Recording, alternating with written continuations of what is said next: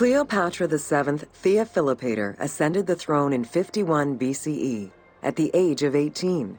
Though her early attempts to maintain power were often challenged, she eventually prevailed and became the sole ruler of Egypt.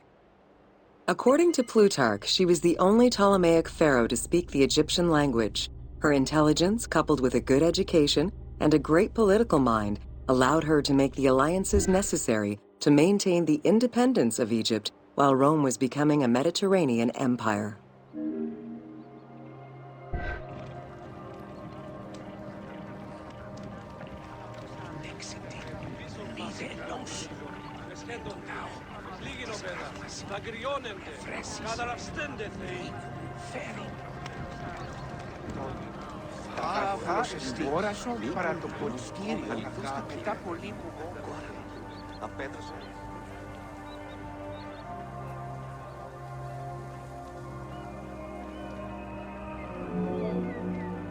It is important to understand that Cleopatra's knowledge of Egyptian language and keen understanding of the culture allowed her to make powerful ideological reference that resonated with ancient Egyptians.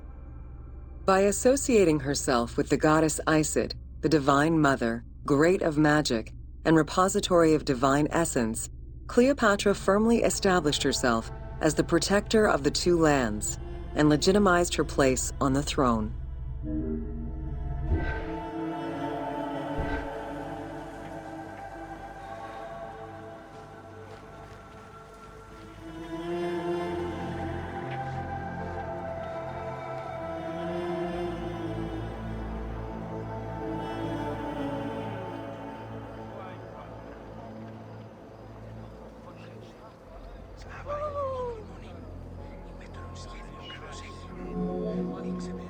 Upon his death in 51 BCE, Ptolemy XII Aulus bequeathed his kingdom to his daughter and eldest son, Cleopatra VII and Ptolemy XIII. As was custom, the siblings were married.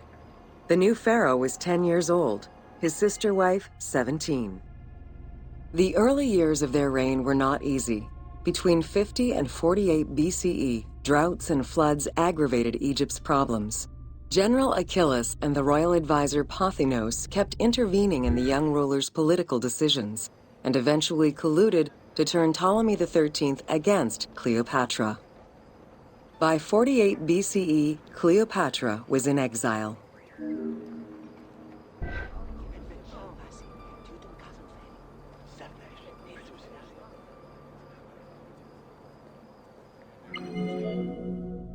During Cleopatra's exile, the Roman Empire was not without its own internal conflict. Caesar and Pompey were at war with one another, and after his defeat in 48 BCE, Pompey fled to Alexandria in the hope of finding refuge. This turned out to be an unwise decision. Listening to his advisors, Ptolemy XIII elected to have Pompey assassinated, his head kept as a gift, in the hopes of acquiring Caesar's favor. This gambit backfired. Instead of earning approval, the murder of a Roman greatly angered Caesar.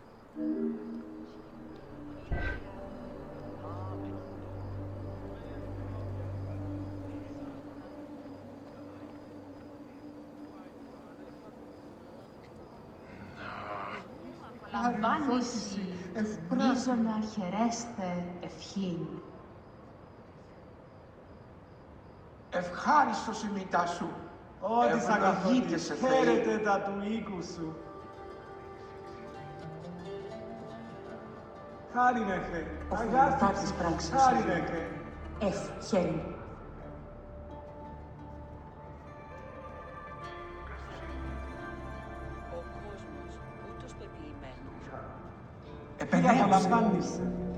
Cleopatra, aware of Caesar's anger against Ptolemy for the murder of Pompey, decided to take advantage of the situation.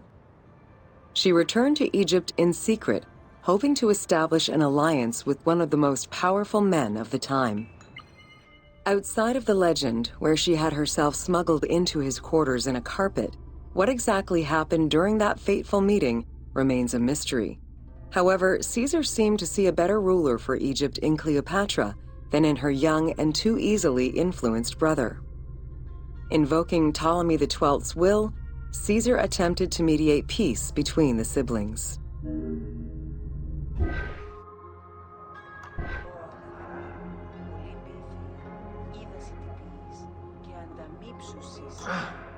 Καλώς έγινε.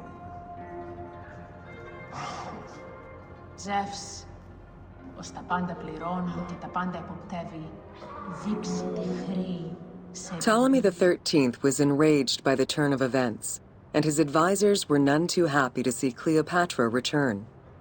Urged on by General Achillas and Pothinos, the young pharaoh plotted against Caesar and Cleopatra, resulting in the siege of Alexandria in 47 BCE. It was in March 47 BCE that Caesar defeated Ptolemy XIII's forces. The young pharaoh drowned in the Nile after having fled the battlefield. With her opponents dead or powerless, Cleopatra married her other much younger brother, Ptolemy XIV, and finally claimed the throne of Egypt for good. The end of the Alexandrian War also cemented the romantic and political alliance between Cleopatra and Caesar. Τέκνον, Απόλλων, λύκειος φως στέλνει και τη νύχτα διαλύει. Άρχαρη, ευλογείς.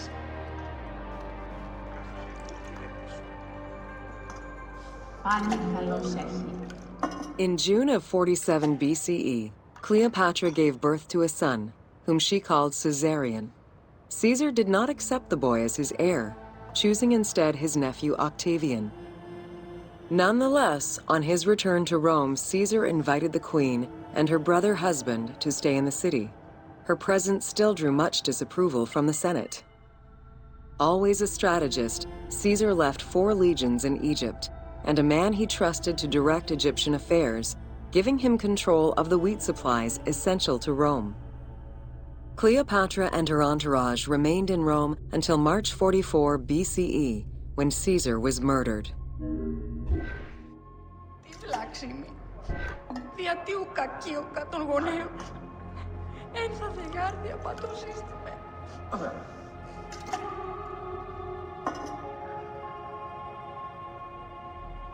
Ληξίσας είναι αυτήν. Αρχόν να ονοικοδομήν τάχα νεοτάτων. Την αρτιμίδαν θέα. Πολύς χρήματα. Μη δοκίμ, εσκήνη έστεικτο για μένα.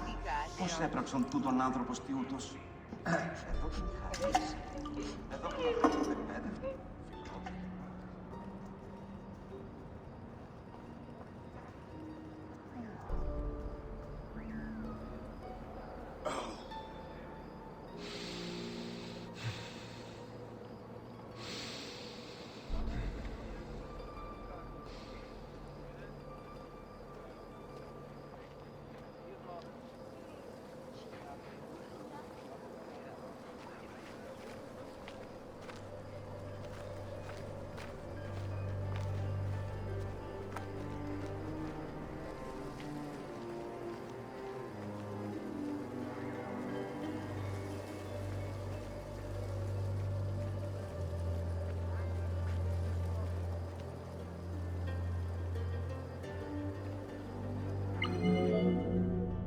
Caesar's most faithful ally, Mark Antony, often visited the Queen of Egypt during his stay in Rome. Unlike most, he recognized the legitimacy of Caesarion, the natural son of Caesar. Antony knew he would need the riches of Egypt in order to fight Octavian and claim the Roman Empire. Cleopatra, in return, saw a powerful ally. In the winter of 41 BCE, she arranged a sumptuous tour of Egypt by boat to show Antony the wealth of her country and the power she held as its ruler. A romantic and political relationship followed. The Roman Senate was once again most displeased. To calm spirits in Rome, Antony married Octavia, sister of Octavian.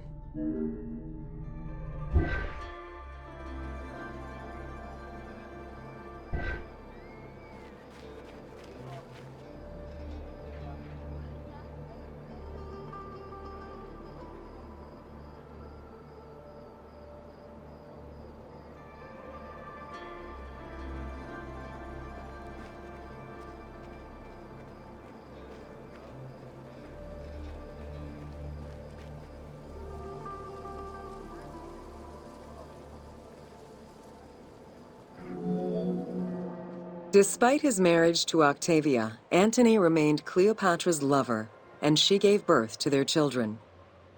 Cleopatra increased her kingdom's territory and started a political propaganda alongside her lover in Egypt and beyond. She hoped to create a Ptolemaic federal empire with Alexandria at its center. Antony eventually repudiated his Roman wife for the Egyptian queen, much to the dismay of the Roman elite. However, while Mark Antony focused on Egypt, Octavian carefully gained military and political ascendancy over him in Rome.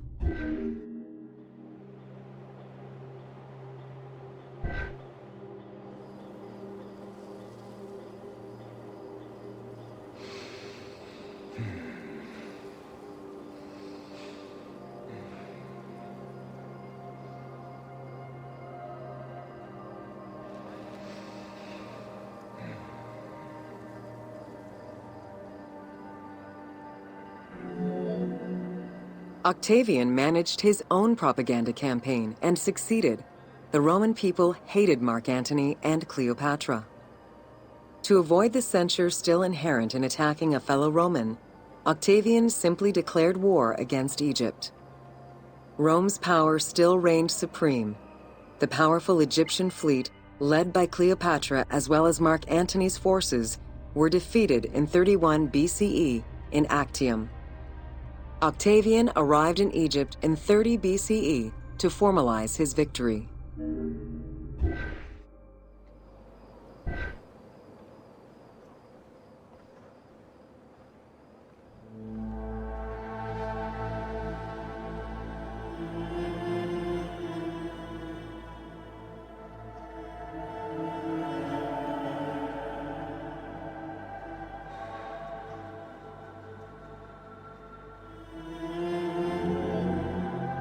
The following events remain difficult to confirm due to the many versions and legends around them.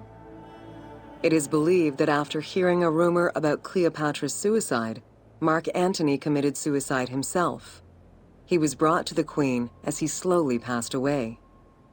Knowing that Octavian would have her chained and paraded through Rome in defeat, Cleopatra planned her own suicide. She most likely killed herself with arsenic, though admittedly, the version where she uses an asp to deliver a fatal bite may be considered more dramatic. What happened to the body of Cleopatra is still a mystery.